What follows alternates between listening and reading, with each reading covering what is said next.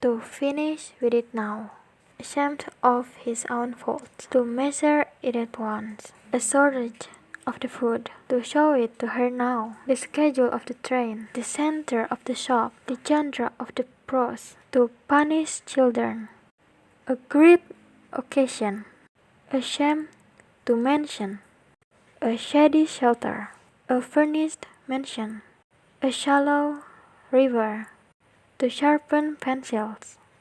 Let them use it to wish you all happiness, a polished ability, a washing machine for me.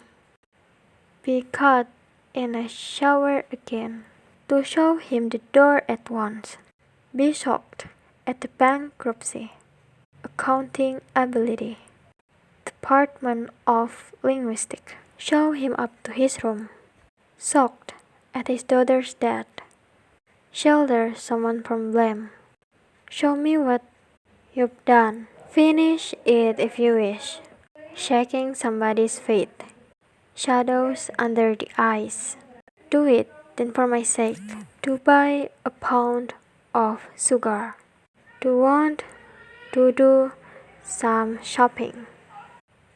A show tomorrow evening. To marry Shirley's sister. Improve his English quickly.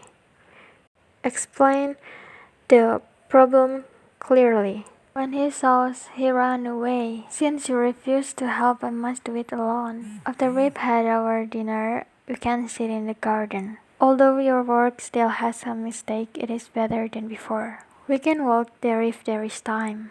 You'll be late if you don't hurry up. I don't understand you when you speak so fast. I always clean my teeth after eating. Have you heard the last news? Shall I answer the door? Will someone remember to lock the front door? Can anybody tell me the name of the young man who was speaking to me just now? What will mother say when she hears it? Which dress shall I put on for the party? How does she manage to keep so slim? When did your youngest daughter begin to learn the piano? Why must you go now? 1, 2, 3, 4, 5 once I caught a fish alive. 6, 7, 8, 9, 10, then I let him go again. Why did you let him go? Because he bit my finger so. Which finger did he bite? The little finger on the right. Solomon Grundy born on Monday. Christened on Tuesday, married on Wednesday. Fell on Thursday, worse in Friday. Died on Saturday, buried on Sunday. That is the end of Solomon Grundy. Monday's child is fair of face. Tuesday's child is full of grace. Wednesday's child is full of woe. Thursday's child is far to go. Friday's child is loving and giving. Saturday's child work hard for its living. But the child that is born on the Sabbath day is bonny and wise and good and gay.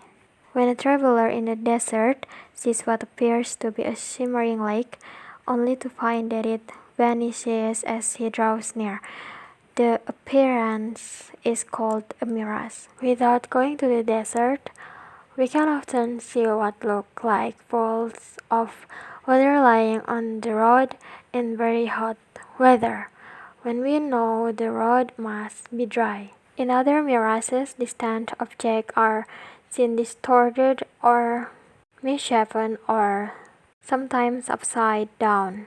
All mirrors are caused by refraction or the bending of light as it passes from the transparent substance to another. In air, the refraction depends on the density or heaviness of the air. The air near the ground on a sunny day becomes very hot and expands or swells and therefore becomes less dense. Rays of the light entering these layers of hot thinner are bent away from the earth's surface, and so what the traveler sees in the desert or what we see on the road is really the brightness of the sky, as the layers of hot air is never quiet.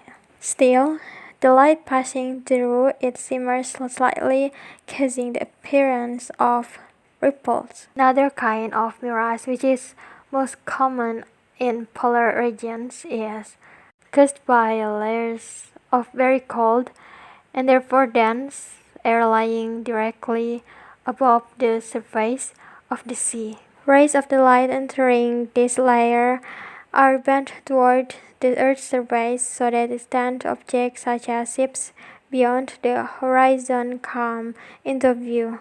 As the layers of cold air are more stable or still, the images are clean or sharp, in contrast to the shimmering images produced with hot rising air. Layers of warmer air above the cold layer may twist the rays of light so that the distant shape or object appears upside down.